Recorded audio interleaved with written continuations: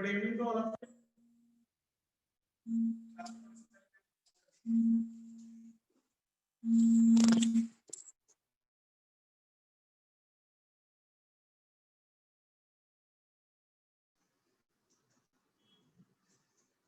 Good evening to all of you. आज हम start करेंगे हमारा न्यू चैप्टर नंबर 10। चैप्टर का नेम है एस ब्लॉक एलिमेंट्स। अब एस ब्लॉक एलिमेंट्स के बारे में आपने थोड़ा सा पढ़ लिया थर्ड चैप्टर के बैकअप में। जब मैंने थर्ड चैप्टर का बैकअप लगाया था उसमें मैंने पीरियोडिक टेबल आपको सारा समझाया था। तो पीरियोडिक टेबल में हमने देख लिया था कि एस ब्लॉक के एलिमेंट्स कौन कौन से होते हैं, क्या उनकी इलेक्ट्रॉनिक कॉन्फ़िगरेशन होती है और पीरियोडिक टेबल में उनकी पोजीशन क्या होती है। लेकिन इस चैप्टर के अंदर हमें एस ब्लॉक एलिमेंट्स को डिटेल में पढ़ना है। हम सिर्फ और सिर्फ एस ब्लॉक एलिमेंट्स की इलेक्ट्रॉनिक कॉन्फ़िगरेशन की बात करेंगे, उनकी फिजिकल प्रॉपर्टीज की बात करेंगे। फिजिकल प्रॉपर्टीज में फिर हमारे पास आ जाएगा ionisation enthalpy, atomic ionic radially, hydration enthalpy, electronegativity. मतलब कुछ प्रॉपर्टीज ऐसी आएंगी जो आपने पहले सुनी है और कुछ प्रॉपर्टीज ऐसी आएंगी जो बिल्कुल नहीं है, जो आपने पहले नहीं सुनी थी। ठीक है, तो ये सारी चीजें हमें इस चैप्टर के अंदर डिस्कस करनी है। फिर एस ब्लॉक के जो हमारे एलिमेंट्स हैं वो कुछ इंपॉर्टेंट कंपाउंड्स भी बनाते हैं। जैसे एग्जांपल में ले रहा हूँ सोडियम। सोडियम का सबसे इंपॉर्टेंट कंपाउंड आप क्या पढ़ते हो? NaCl, common salt. अगर कॉमन सॉल्ट ना हो तो हमें खाने पीने में टेस्ट ही ना आता, है ना। तो ऐसे बहुत सारे इंपॉर्टेंट कंपाउंड थे जो हमें डिस्कस करने थे, लेकिन वो जो इंपॉर्टेंट कंपाउंड है वो वाला पोर्शन हमारा इसमें से कट हो चुका है। तो हमें इस चैप्टर में डिस्कस करना है एस ब्लॉक एलिमेंट्स की कॉन्फ़िगरेशन के बारे में और इनकी फिजिकल प्रॉपर्टीज के बारे में। एस ब्लॉक के अंदर हमारे पास दो ग्रुप होते हैं, दोनों ग्रुप्स की अपना इलेक्ट्रॉनिक कॉन्फ़िगरेशन करेंगे और फिजिकल प्रॉपर्टी डिस्कस करेंगे। ठीक है, तो सबसे पहले एस ब्लॉक एलिमेंट्स की डेफिनेशन देंगे।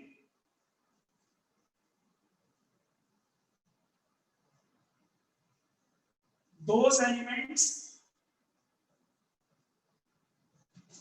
which lies at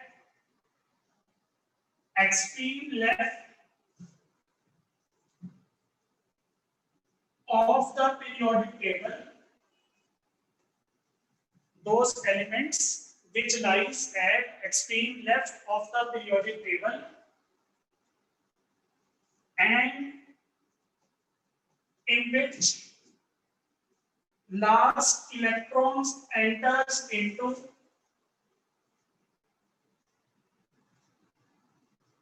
ns orbital.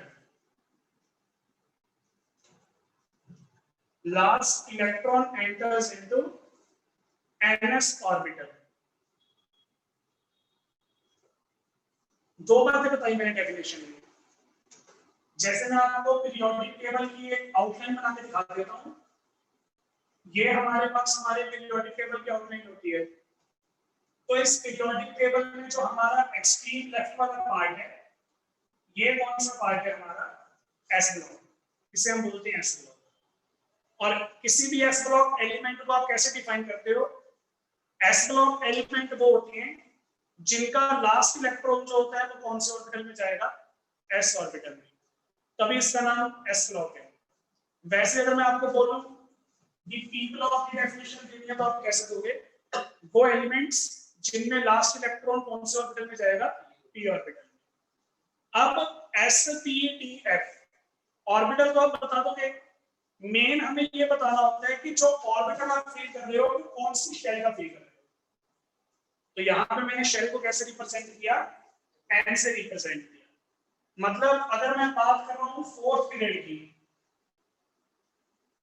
कोई भी फोर्थ पीरियड का एलिमेंट है 1 2 3 4, कोई भी फोर्थ पीरियड का एलिमेंट है, तो जो फोर्थ पीरियड का एलिमेंट होगा उसमें जब मैं s ऑर्बिटल फिल करूंगा तो वो लास्ट शेल का फिल करूंगा, यानी कि 4s ऑर्बिटल ही फिल करूंगा।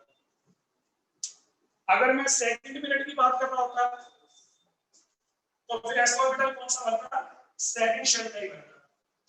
अगर फिफ्थ पीरियड की बात कर रहा होता तो फिफ्थ शेल का s ऑर्बिटल बनता। तो हमें हमेशा आउटर शेल का s ऑर्बिटल करना है। आउटर से मेरा मतलब है लास्ट शेल या अल्टीमेट शेल, जो कि आप इसे बोलते हैं, कई बच्चे वैलेंस शेल भी बोलते हैं। तो लास्ट शेल का आपको s ऑर्बिटल जो है वो फिल करना है, ठीक है। इस डेफिनेशन के अकॉर्डिंग हमारे पास दो सीरीज बनती हैं s ब्लॉक एलिमेंट्स की। पहले मैं आपको बताता हूं, जो भी एलिमेंट आपका s ऑर्बिटल में आ रहा होगा, सॉरी s ब्लॉक में आ रहा होगा, उसकी जनरल इलेक्ट्रॉनिक कॉन्फ़िगरेशन क्या होगी। तो हमारे पास है यहाँ पे जनरल इलेक्ट्रॉनिक कॉन्फ़िगरेशन।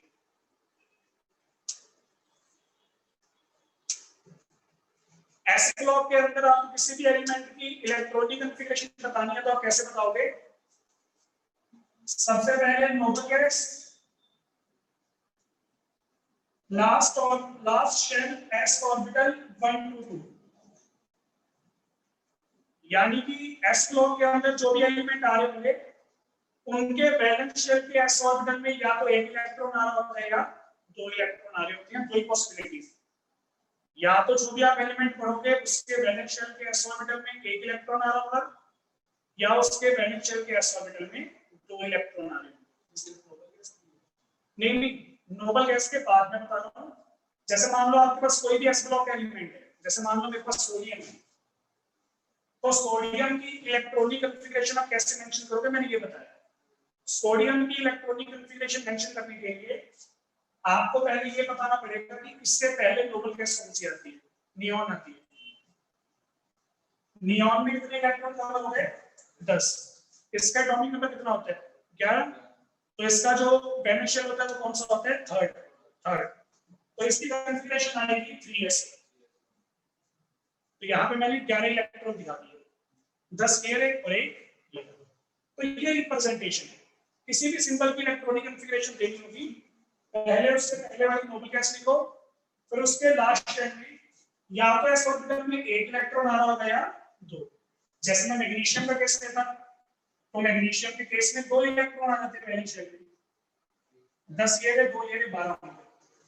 तो या तो एक आएंगे या दो ही पॉसिबिलिटीज। हाँ जी, अब मान लो मैं बात कर रहा हूँ यहाँ पे रुबिडियम की, तो रुबिडियम से पहले नोबल गैस कौन सी आती है? ज़ीनोन आती है, तो वो लिखूंगा, वो बता दूंगा सारा, टेंशन मत। जो भी हमारे एलिमेंट से पहले नोबल गैस आती है वो बता दूंगा। तो ये हमारे पास हमारा केस होता है जनरल इलेक्ट्रॉनिक कॉन्फ़िगरेशन लिखने का। अब आपने यहाँ पे ये देखा, हमारे वैलेंस शेल वाले s ऑर्बिटल में या तो एक इलेक्ट्रॉन आएगा या दो इलेक्ट्रॉन आएंगे। तो उसी के अकॉर्डिंग हमारे s ब्लॉक के अंदर दो ही लाइंस पॉसिबल होती हैं, दो ही ग्रुप पॉसिबल होती हैं। जो पहला ग्रुप होगा उससे आप बोलोगे ग्रुप 1, और जो दूसरा ग्रुप होगा उसे आप बोलोगे ग्रुप 2। तो हमारे s ब्लॉक के अंदर दो ही ग्रुप सारे होते हैं, वो दोनों ग्रुप में यहाँ पे मेंशन कर देते हैं। तो s ब्लॉक के अंदर हमारे पास आता है ग्रुप 1 एंड ग्रुप 2। ग्रुप 1 के अंदर कौन कौन से एलिमेंट आते हैं? Lithium, sodium, potassium, rubidium, caesium, francium. याद मैंने आपको करवाई दिया था, हलीना कलर से क्लियर। हाइड्रोजन जो है s ब्लॉक का पार्ट नहीं है, मैं आपको पिछले चैप्टर में बता चुका हूं। हाइड्रोजन की पोजीशन फिक्स नहीं है, कभी ग्रुप 1 में कभी ग्रुप 17 में, तो इसलिए हाइड्रोजन नहीं आएगा। लिथियम से लेके फ्रांशियम तक। इसमें जो हमारा फ्रांशियम है ये रेडियोएक्टिव एलिमेंट है। रेडियोएक्टिव एलिमेंट्स के बारे में मैंने बताया था ना हाइड्रोजन इकोनॉमी में, न्यूक्लियर रिएक्टर्स में यूज होती है, एनर्जी रिलीज करती है। तो ये फ्रांशियम है, इससे पंगे नहीं लेते, क्योंकि अगर इससे पंगे ले लेते दिक्कत हो जाएगी। अगर कोई रेडिएशन एमिट हो गई फिर प्रॉब्लम हो जाएगी। तो फ्रांशियम रेडियोएक्टिव है, इसको नहीं पढ़ेंगे, हम पढ़ते हैं लिथियम से लेके सीजियम तक। इनके एटॉमिक नंबर क्या है?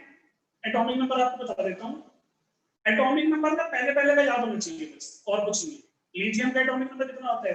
3। तो हमारे पास क्या क्राइटेरिया रहेगा, मैं आपको क्राइटेरिया बता रहा हूं। 8 8 18 18 32। आप इलेक्ट्रॉन कैसे बनते थे? 2 8 8 18 18 32। 2 मैंने क्यों नहीं दिया, क्योंकि इसका एटॉमिक नंबर 2 से ज्यादा है, तो इसका मतलब 2 इलेक्ट्रॉन मैं फिल कर चुका हूं।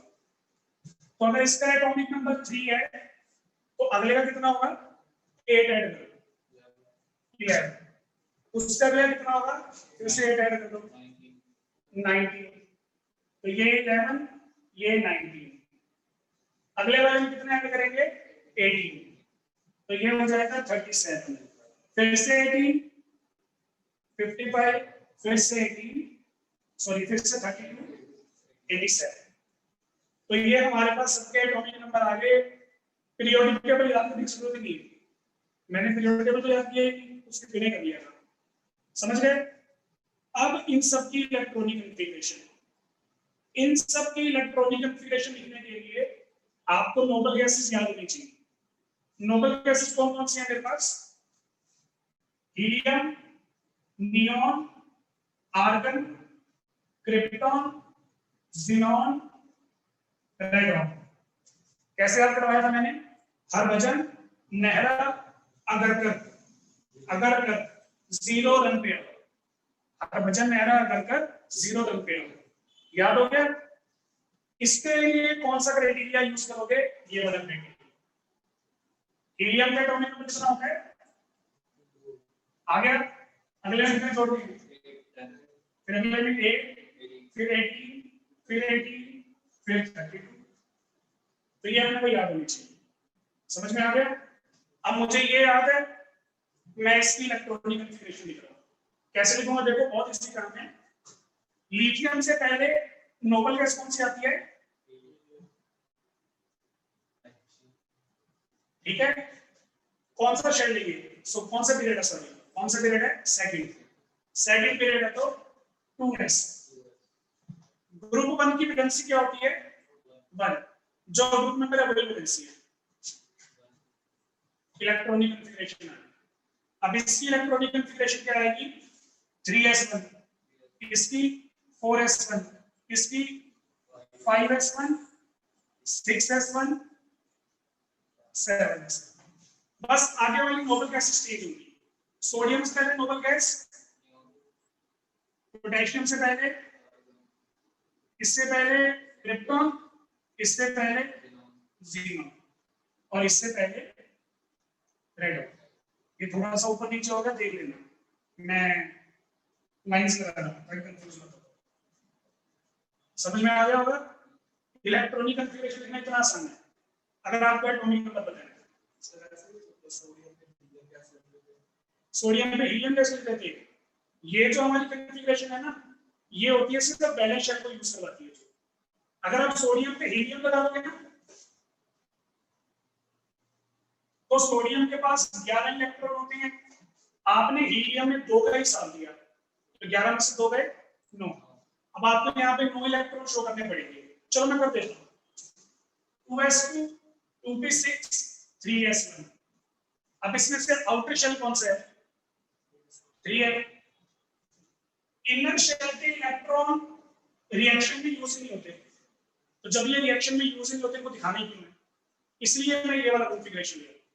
इन सबके वैलेंस शेल में कितने इलेक्ट्रॉन है, 8, इन सबका 8 इलेक्ट्रॉन भी केमिकल रिएक्शंस में पार्टिसिपेट करते हैं, एक के अलावा भी करते हैं, तो इसलिए हम आउटर शेल कॉन्फ़िगरेशन शो करते हैं। हाँ, मतलब ये गलत हो जाएगा क्या, हाँ, क्योंकि इस रिप्रेजेंटेशन में हमें सिर्फ आउटर शेल शो करना, तो उसके अलावा कुछ नहीं शो करना, समझ में आ गया। ग्रुप 1 हो गया। ग्रुप 1 की जितनी भी मेटल्स है ना, इन सब मेटल्स को आप बोलते हो alkali metals, alkali metals. Paper में 2 क्वेश्चन आते हैं, which group elements are known as alkali metals, कौन से ग्रुप के एलिमेंट्स को हम एल्केली मेटल्स बोलते हैं, तो आपका आंसर क्या आएगा, 1 ग्रुप है। दूसरा क्वेश्चन ये आएगा कि इनको एल्केली मेटल बोलते क्यों हैं, उसका रीजन मैं 2 मिनट रुक जाऊंगा, पहले ये करवा रहा हूँ, ये करवा रहा हूँ, फिर दोनों का इकट्ठा बता दूं। एक बार ग्रुप 2 पे आ जाते हैं। ग्रुप 2 में कौन कौन आता है, beryllium, magnesium, calcium, strontium, barium और रेडियम। जो रेडियम है वो रेडियोएक्टिव है, इसको नहीं पढ़ना आपने, तो हम ग्रुप 2 को पढ़ते हैं बेरिलियम से लेकर बेरियम तक। एटॉमिक नंबर बस बेरिलियम पे याद होना चाहिए। बेरिलियम पे कितना है 4, तो 4 + 8 12, 12 + 8 20, 18 जोड़ोगे 38, फिर से 18 जोड़ोगे, फिर 32 जोड़ोगे 18। वैसे तो मतलब की जरूरत नहीं थी। 3 के बाद 11 के बाद, समझ रहे हो ना, तो ये भी कर सकते हो। और मैंने इसलिए आपको बताया पेपर में जरूरी थोड़ी दोनों ग्रुप पूछेगा, हो सकता है उसका ग्रुप 2 पूछ ले, तो आपको उसको भी सेपरेटली निकालना आना चाहिए। एटॉमिक नंबर हो गया, सिंबल हो गया, अब इनकी इलेक्ट्रॉनिक कॉन्फ़िगरेशन। नोबल गैसेस तो सेम ही रहेंगी, तो इससे पहले नोबल गैस कौन सी आएगी? Helium 2s। ग्रुप नंबर 2 है तो वैलेंसी कितनी होगी? 2। ये लो, वैसे भी पता ही था, इसमें एक इलेक्ट्रॉन आया, अगला इलेक्ट्रॉन इसमें आया, कितने हो जाएंगे? तो मैग्नीशियम की 3s2, कैल्शियम की 4s2, स्ट्रोंशियम की 5s2 और बेरियम की लिख लो के पड़ेगा। तो ये हमारे पास आ जाएंगी इनकी इलेक्ट्रॉनिक कॉन्फ़िगरेशंस। अगर आपको इलेक्ट्रॉनिक कॉन्फ़िगरेशंस पता है, मतलब आपको 70% चैप्टर ऑलरेडी आता है, क्योंकि ये बेस होता है, इसके बिना काम नहीं चलता, ये पता होना चाहिए। आर्गन के बाद क्रिप्टॉन, क्रिप्टॉन के बाद ज़ीनॉन और ज़ीनॉन के बाद रेडॉन। 3s2 के बाद 4s2, फिर 5s2, फिर 6s2 और फिर 7s2। वैलेंस शेल कॉन्फ़िगरेशन इसलिए शो कर रहे हैं क्योंकि वैलेंस शेल यूज होता है, उसके अलावा कुछ भी यूज नहीं।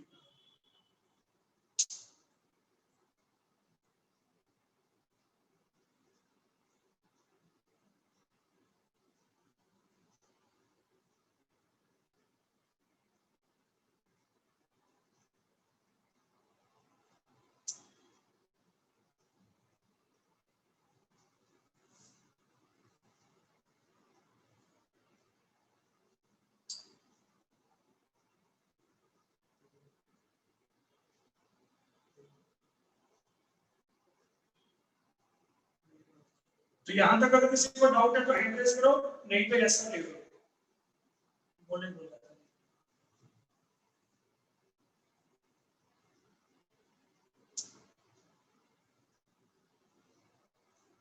ठीक है सारी बात चंद्र, ठीक है कीर्ति,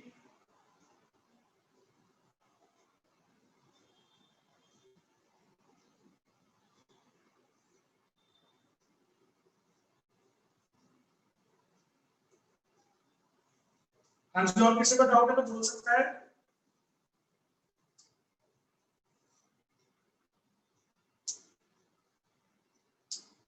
चलिए, तो जैसे मैंने आपको बताया था, ग्रुप 1 वालों को आप एल्केली मेटल्स बोलते हो। वैसे ग्रुप 2 वालों का नाम बताना भूल गया था मैं। ग्रुप 2 वालों को बोलते हैं एल्केली अर्थ मेटल्स। तो ये याद रखना, दोनों में कंफ्यूज मत होना। ग्रुप 1 वाले जो होते हैं वो होते हैं एल्केली मेटल, सिर्फ एल्केली मेटल, और जो ग्रुप 2 वाले होते हैं हमारे पास वो होते हैं एल्केली अर्थ मेटल्स। ठीक है जी, तो इनको ये क्यों बोलते हैं ये मैं आपको बताऊंगा। एक को एल्केली मेटल क्यों बोलते हैं और एक को एल्केली अर्थ मेटल क्यों बोलते हैं। तो ये हमारे पास हमारी कुछ इंट्रोडक्शन थी एस ब्लॉक एलिमेंट्स के बारे में।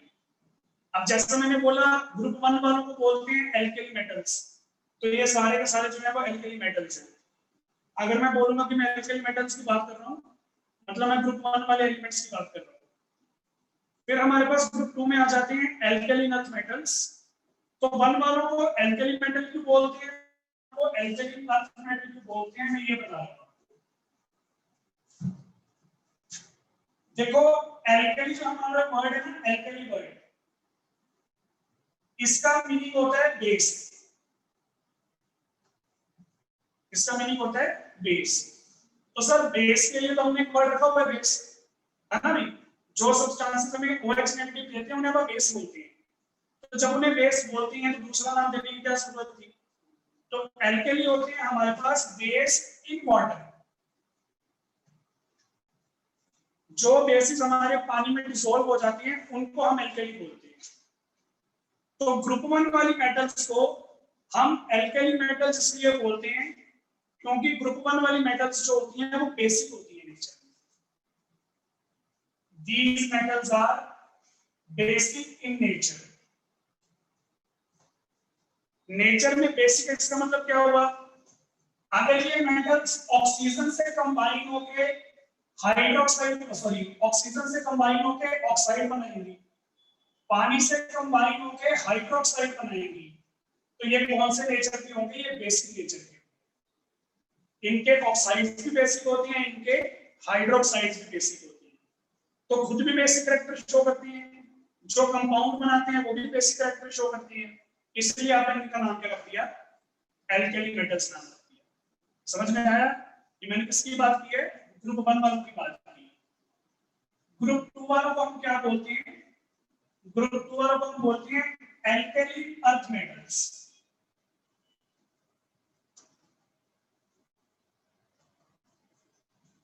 तो इसके अंदर दो वर्ड आ गए, एक तो वर्ड आ गया एल्कली और दूसरा वर्ड आ गया अर्थ।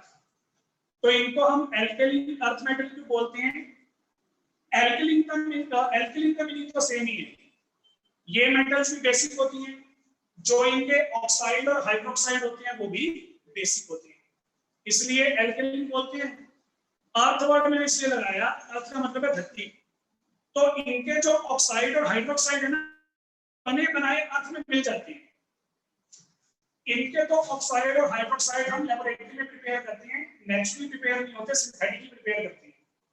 लेकिन ये वाली जो मेटल्स होती है ग्रुप 2 मेटल्स, इनके जो ऑक्साइड और हाइड्रोक्साइड होते हैं वो हमें अर्थ के अंदर मिल जाते हैं, बने बनाए नेचुरली मिल जाती हैं। दैट्स व्हाई हमने अर्थ वर्ड लगाया। तो लिखोगे their oxides and hydroxides are basic in nature and they can be found in earth naturally. बने बनाए अर्थ में मिल जाती है, हमें बनानी नहीं पड़ती। तो ये इसका बेनिफिट है।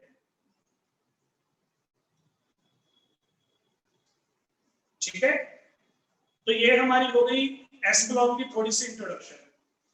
अब इंट्रोडक्शन आपने कर ली है, अब आपने इनकी प्रॉपर्टीज पढ़नी स्टार्ट करनी है।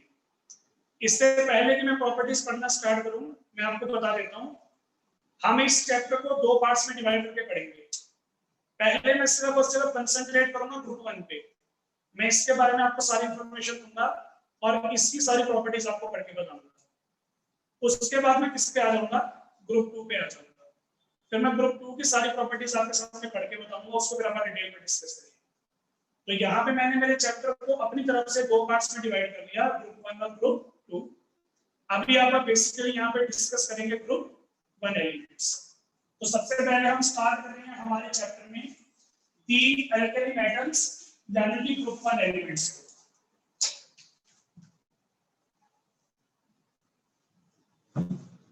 तो हमारे चैप्टर का फर्स्ट पार्ट आ गया दी alkali metals,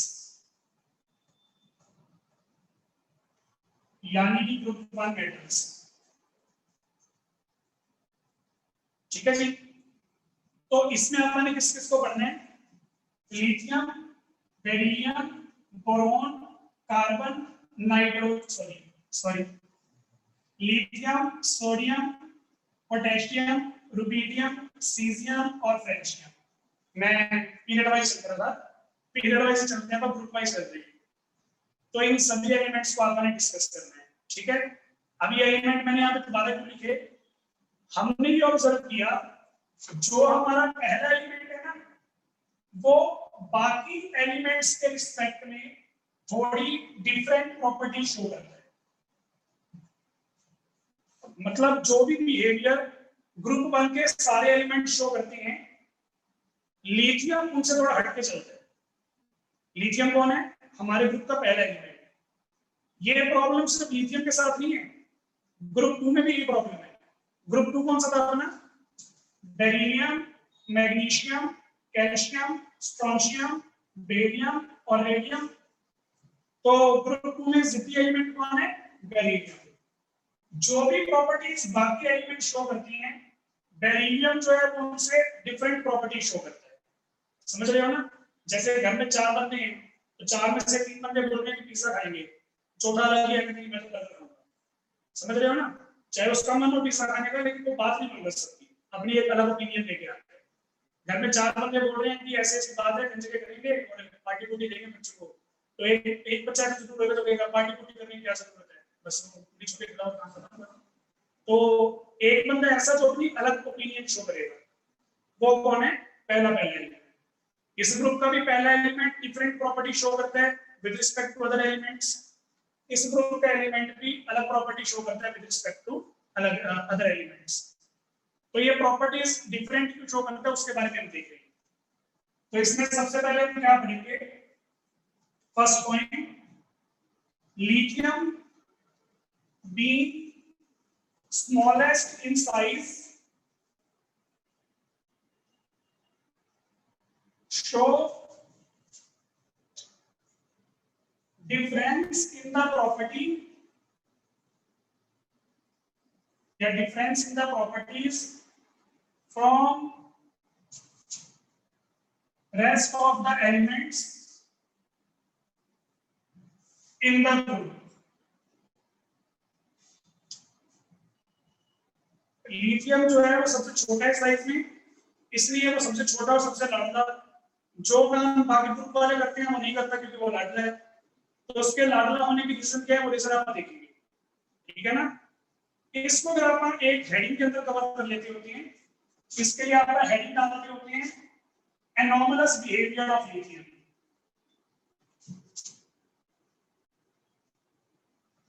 anomalous behaviour of lithium, ये हेडिंग मैं आपको अलग से करवाऊंगा, डिटेल में करवाऊंगा।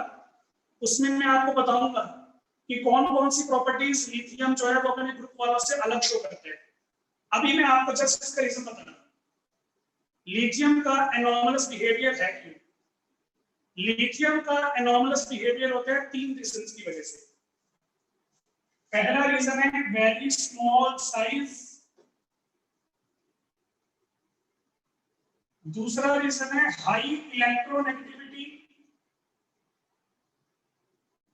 तीसरा रीजन है absence of D orbitals.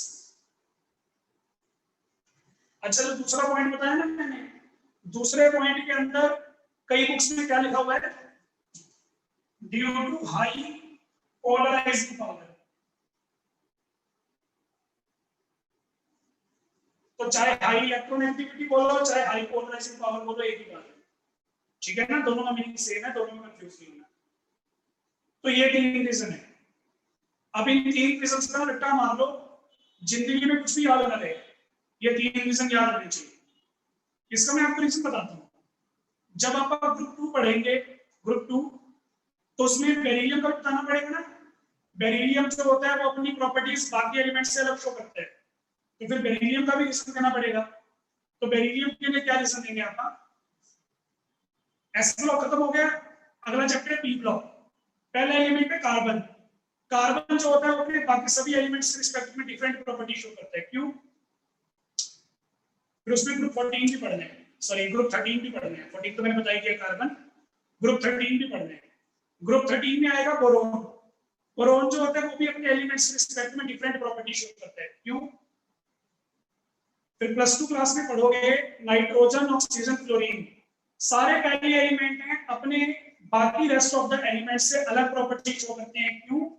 Due to small size, high electronegativity and absence of d orbital. तो मतलब यहाँ पे मैं ग्रुप 1 की बात नहीं कर रहा, यहाँ पे मैं सभी ग्रुप्स की बात कर रहा हूँ। सभी ग्रुप्स का पहला पहला एलिमेंट, जितने भी ग्रुप आप पढ़ोगे, ग्रुप 1, ग्रुप 2, ग्रुप 13, ग्रुप 14, 15, 16, 17, इन सबकी जो बिहेवियर होती है, सबकी जो प्रॉपर्टीज होती है, वो रेस्ट ऑफ द मेंबर से थोड़ी अलग होती है। और उसका ये रीजन है, due to very small size, high electronegativity या high polarising power and absence of d orbital. तो ये 3 तो रट लो, ये आपके बहुत काम आने वाले हैं, ठीक है ना? तो लिथियम की प्रॉपर्टीज अगर हल्की फुल्की अपने को मैच करती हुई नहीं मिलेंगी तो फिर आप माइंड नहीं करेंगे। क्योंकि आपने पढ़ लिया लिथियम जो है वो थोड़ा सा अलग ही चलेगा इनसे, पूरी तरह से इनकी बात मानता नहीं, ठीक है ना। तो एनॉमलस बिहेवियर क्यों होता है मैंने ये तो बता दिया। अब एनॉमलस बिहेवियर से हुआ क्या क्या ये फिर मैं बाद में डिस्कस करूंगा। ये हमारे ग्रुप 1 का लास्ट टॉपिक होगा। बीएससी कौन कौन सी प्रॉपर्टीज है लिथियम की जो एनॉमलस हैं, बाकी सबसे डिफरेंट। तो ये हमारे पास हमारा एनॉमलस बिहेवियर का टॉपिक हो गया, छोटा सा इंट्रोडक्शन हो गया। इसके बाद आप स्टार्ट कर सकते हैं फिजिकल प्रॉपर्टीज को पढ़ना। फिजिकल प्रॉपर्टीज फिर आप डिस्कस करेंगे नेक्स्ट लेक्चर में, ठीक है। यहां तक कुछ पूछना है तो पूछ लो, हैंड रेज करो, अदरवाइज यस सर लिखो। हाँ जी, बड़ा छोटा सा सिंपल सा रीजन है जो आपने सेकंड चैप्टर में पढ़ लिया था। लिथियम 1s2 2s1, अगर कंप्लीट इलेक्ट्रॉनिक कॉन्फ़िगरेशन लिखूं, अगर शॉर्ट फॉर्म में लिखनी है तो ये, तो इसका मैक्सिमम आउटर शेल कौन सा है 2, आउटर शेल है 2, तो n की वैल्यू क्या होगी 2 होगी, n की वैल्यू 2 होगी। n की वैल्यू कैसे निकालते हो 0 to n - 1, l होता है ऑर्बिटल, तो ऑर्बिटल की वैल्यू कैसे निकालते हो 0 to n - 1, n की वैल्यू 2 पुट करना 0 to 1, यानी कि दो ही वैल्यूज आएंगे 0 और 1। तो n = 2 में कितने ऑर्बिटल होते हैं, दो ही ऑर्बिटल होते हैं। 0 कौन सा ऑर्बिटल होता है s, 1 कौन सा होता है p, तो d तो है ही, d के लिए तो 2 आना चाहिए था, वो तो आएगा। इसका मतलब सेकंड शेल में d ऑर्बिटल होता ही नहीं, वही बनेगा, समझ गए ना। तो ये मतलब प्रूफ है, ऐसा नहीं मैं झूठ बोल रहा। चलो, तो ये था हमारे पास हमारा आज का लेक्चर। इसकी फिजिकल प्रॉपर्टीज पर अपन डिस्कस करेंगे कल। Thank you.